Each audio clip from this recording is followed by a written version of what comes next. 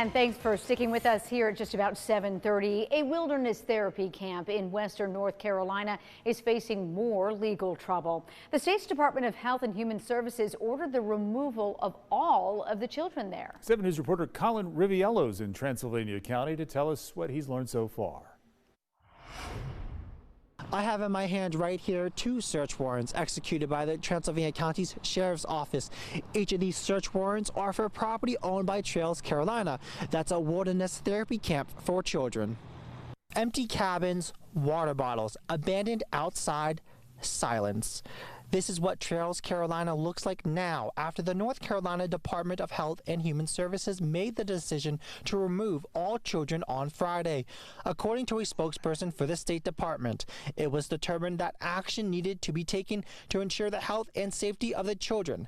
Parents have been notified and children will be temporarily taken into care of Transylvania County Department of Social Services. The camp was also ordered to suspend its admissions process. All of this comes on the heels of state and county investigations into the North Carolina-based wilderness therapy camp after a 12-year-old boy was found dead inside his cabin on February 3rd. According to the search warrants, the camper was found in the floor of the bunkhouse on a mat, was cold to the touch, and his pants and underwear were laying next to his shoulder. When investigators arrived, investigators say none of the camp staff could explain what happened.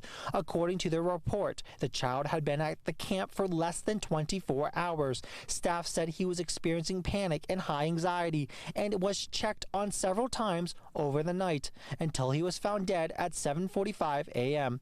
Deputies reported the child appeared to have been dead for some time. State officials say it could take months for a full autopsy.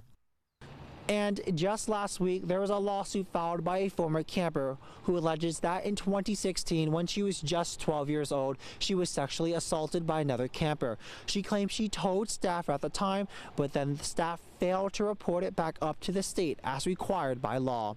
In Transylvania County, Colin Riviello, 7 News.